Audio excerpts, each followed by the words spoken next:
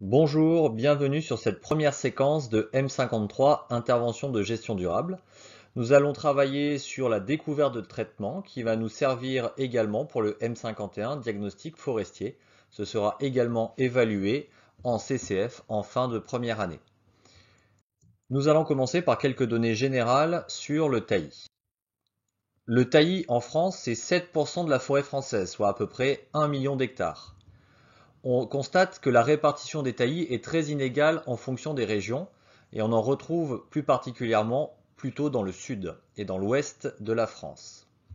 Cela représente 65 millions de mètres cubes, c'est un petit pourcentage du volume total de la forêt française puisque c'est à peine 2% du volume et c'est seulement 65 mètres cubes par hectare en moyenne, ce qui n'est pas très surprenant vu le type de peuplement que constitue le taillis. Il est issu d'une régénération végétative, c'est-à-dire qu'il va y avoir, après une coupe, des bourgeons qui vont pouvoir se développer pour former des brins. Deux types de bourgeons sont constatés. Les bourgeons adventifs, qui vont se faire au trait de coupe, à la limite de la zone coupée, et des bourgeons proventifs qui vont partir de l'écorce. On a également dans ce système-là ce qu'on appelle des drageons, c'est-à-dire des bourgeons qui vont partir des racines pour former de nouveaux brins. Certaines essences rejettent mieux que d'autres. Ainsi, il n'y a pas de taillis résineux en France. Si on regarde les surfaces occupées en taillis en France, on constate que le chêne pubescent c'est 23%. On retrouve cette logique de taillis important dans le sud de la France avec une essence adaptée aux conditions du sud. Le chêne vert 21%, on est encore plus au sud. Le châtaignier 14%, quelques régions très productrices en taillis avec du châtaignier. Le chêne pédonculé qu'on va retrouver à 7% seulement, et puis plein d'autres essences qui constituent 35% des taillis en France. Je n'ai pas cité par exemple l'aulne qui réagit très bien en taillis, ou encore le peuplier qui va former des taillis assez particuliers qu'on verra par la suite. Sauf une exception, les taillis sont des traitements réguliers. En effet, on va couper en une seule fois et tous les brins qui vont partir, quel que soit leur diamètre, auront le même âge, ils seront nés en même temps.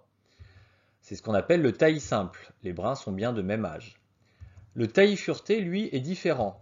En effet, les brins sont d'âge différent. On va retrouver ainsi des brins qui ont été coupés il y a une génération, qui ont rejeté. Et puis on a également des brins de 2 fois la rotation du taillis et des brins de 3 fois la rotation du taillis. Donc cela forme un traitement irrégulier, un couvert continu, qui permet donc une protection contre l'érosion. Donc le taillis fureté, on va le retrouver pour le hêtre en montagne principalement. On va parler maintenant des taillis à objectif bois-énergie. Notre premier taillis, le classique, le taillis simple, vise principalement un débouché bois-bûche. On retrouve donc des essences intéressantes dans cet objectif, le chêne, le hêtre, le charme, donc qui vont avoir des bonnes capacités en termes de bois de feu. On a également des débouchés piqués un peu plus particuliers liés à des régions de production, en particulier de châtaigniers et de robiniers. Donc voilà les deux grands débouchés pour le taillis simple. Pas de surprise, le taillis simple est régénéré par coupe rase. On voit sur ce schéma les différentes étapes d'aspect du taillis. On travaille hors saison de végétation et plus la souche sera basse, plus on aura un bon renouvellement de cette souche qui peut se fatiguer avec le temps et devenir moins productrice. La rotation entre deux coupes rases est d'environ 20 à 40 ans. Cela dépend des essences principalement, mais également de la station. On différencie les essences à croissance rapide et à croissance lente. En gros, 20 ans pour les essences à croissance rapide et plus de 40 ans pour les essences à croissance lente. On retrouve le châtaignier, éventuellement le robinier en croissance rapide, le charme croissance moyenne et les chênes en croissance lente, chêne vert, chêne pubescent, qui vont, en fonction des stations, être exploités plus ou moins rapidement. Il n'y a aucune intervention entre deux coupes rases. En effet, l'objectif est seulement d'obtenir du bois de feu, donc il n'y a pas d'objectif d'amélioration qui permettrait d'atteindre du bois d'œuvre. Si on veut faire du bois d'œuvre, à ce moment-là, on va changer de traitement et passer à un taillis amélioré.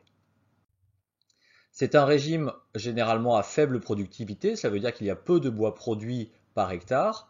Si on prend le chêne pubescent, on est autour de 1 à 2 mètres cubes hectare an. Le charme, 4 à 5 mètres cubes hectare an. et le châtaignier qui fait un peu figure d'exception, qui atteint 10 à 12 mètres cubes hectare an. Il y a en effet des régions où on a depuis très longtemps du taillis de châtaignier. Le châtaignier y est bien adapté et on n'est pas passé sur ces régions à des fonctionnements en futaie, objectif bois d'œuvre. Donc du coup, on garde du châtaignier bien adapté sur une station intéressante, donc des belles productivités. Mais cela reste une exception. La gestion du taillis, elle est très simple, c'est son intérêt, mais il y a une mise à nu du sol, on va voir que ça a plusieurs conséquences. Ce qui est intéressant pour le taillis, c'est qu'il y a une bonne occupation du sol, pas de frais d'installation puisque ce sont des rejets qui se font, une croissance initiale rapide, donc pas de souci avec la concurrence avec les autres espèces végétales, et la récolte est relativement rapide puisque 20 ans, c'est une échéance que l'on peut envisager à l'échelle humaine.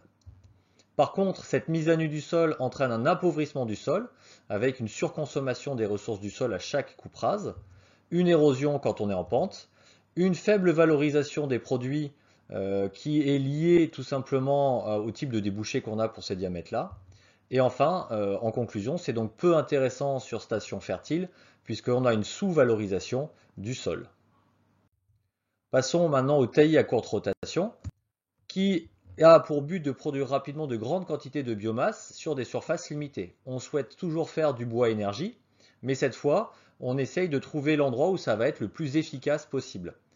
Donc il faut une essence à croissance rapide, avec une très bonne capacité à rejeter. On utilise principalement deux essences, le peuplier pour le fameux taillis à courte rotation, le TCR, et le saule quand on veut aller encore plus vite, ce qu'on appelle le taillis à très courte rotation.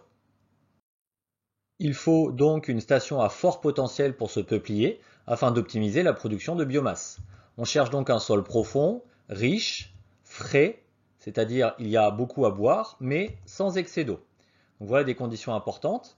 On réalisera un travail du sol préalable pour éviter des problèmes d'enracinement, et surtout quand on travaille dans une ancienne terre agricole. Et on va également faire une analyse chimique du sol pour voir si le sol est suffisamment fertile.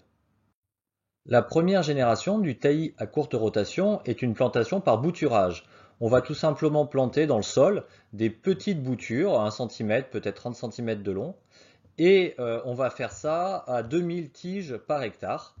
Donc on va faire ça sur des lignes espacées de 3 à 4 mètres pour pouvoir passer les engins entre les deux lignes de plantation.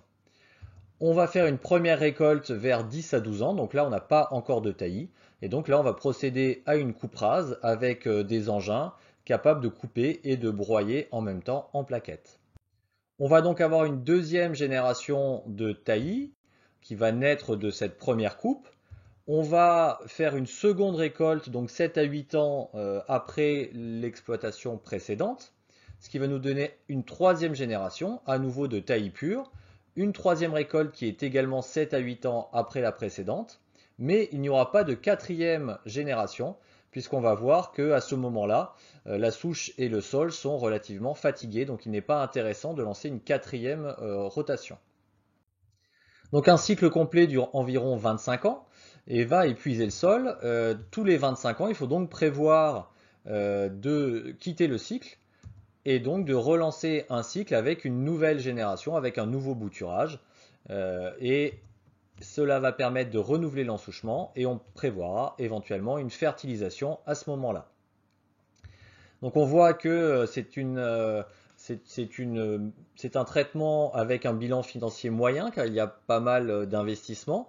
On a optimisé la production de biomasse et cela deviendra peut-être plus intéressant dans le futur si les prix de la plaquette augmentent, mais c'est déjà quelque chose de relativement intéressant en termes financiers. Passons maintenant au taillis à objectif bois d'œuvre cette fois. Donc là, on ne va parler que de taillis amélioré et pour lequel on va chercher à produire du bois d'œuvre lors de la coupe du taillis. Donc il faut savoir que quand on ne fait pas d'amélioration, on a beaucoup de bois bûche ou de bois énergie et très peu de bois d'œuvre, quelques billons de ci, de là, qui sont difficiles à valoriser du fait de ce faible volume. Par contre, si on travaille bien en amélioration, on va augmenter la proportion en bois d'œuvre et à ce moment-là, on pourra le valoriser de manière intéressante. Il restera bien entendu du bois énergie au-delà des petits billons de qualité que l'on aura produits. Donc le châtaignier, c'est l'essence reine pour ce traitement, même si on parle maintenant du robinier également. Donc l'intérêt du châtaignier, c'est qu'il permet de valoriser des petits diamètres. avec un bois qui est très intéressant même sur des petits diamètres donc. Sa croissance est rapide, donc c'est un gros avantage. On parlait tout à l'heure de 10 à 12 mètres cubes par hectare et par an, donc c'est très intéressant à valoriser. On va faire avec des menuiseries, des parquets, des lambris, bref, plein de petits sillages de valeur économique intéressante. La station doit être très favorable à son développement, donc il faut que le sol soit plutôt acide, bien aéré et pas de froid marqué. C'est ce qui va permettre un plein développement de l'essence et donc une amélioration pertinente et efficace. Il faut une gestion dynamique pour cette essence avec des cycles courts, donc ça colle bien avec le traitement en taillis. Et il faut mettre en place une faible concurrence. Et ça, par contre, on se rend bien compte que si on n'intervient pas, dans un taillis, la concurrence est très forte, donc on va avoir des soucis. Alors les soucis en question, le chancre, qui est un champignon qui va attaquer l'écorce de notre arbre, notre brun, et provoquer des soucis de qualité et de croissance. On va également aussi, avec cette gestion dynamique, limiter les roulures. Donc là, on le voit sur cet exemple, on a des cernes qui se sont décollées à ce niveau-là, et cela abîme beaucoup la qualité de l'arbre, puisqu'on ne pourra pas faire de sillage avec. Au-delà de la station, on doit donc avoir quelque chose qui est suffisamment jeune, mais pas trop, vigoureux et sain. Donc sain, évidemment, c'est ce qu'on disait, il ne faut pas qu'il y ait trop de chancre ou un taux de chancre trop important. Il faut qu'il soit assez âgé pour que l'amélioration soit pertinente, et assez jeune et vigoureux pour réagir à la mise en lumière lors de l'amélioration.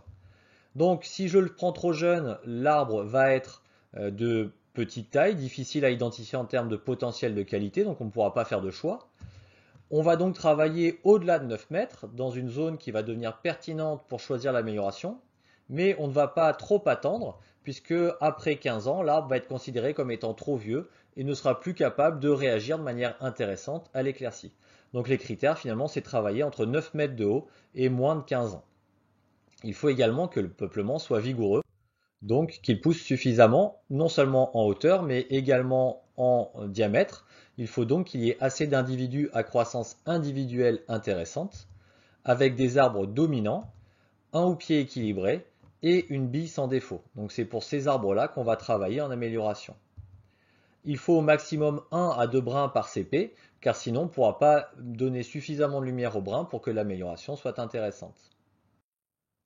On va donc réaliser 1 à 3 interventions d'amélioration qui amèneront nos brins à un diamètre intéressant.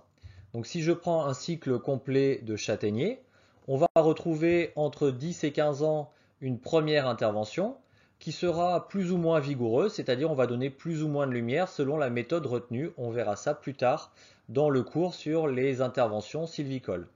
Ensuite, en fonction de cette première intervention, il y a possibilité de faire 1 ou 2 autres interventions, mais ce n'est pas obligatoire, cela dépend de la première intervention. Et enfin, on va réaliser une coupe rase autour de 30 ans qui permettra de récolter le bois de feu et les brins améliorés en bois d'œuvre. Voilà pour cette découverte rapide du traitement en taillis. Donc si l'on résume, du taillis à vocation bois énergie avec le taillis simple et le taillis à courte rotation. Et quand on souhaite aller un peu plus loin et faire de la production de bois d'œuvre, on va donc prévoir un taillis amélioré. Et pour cela, l'essence reine reste le châtaignier.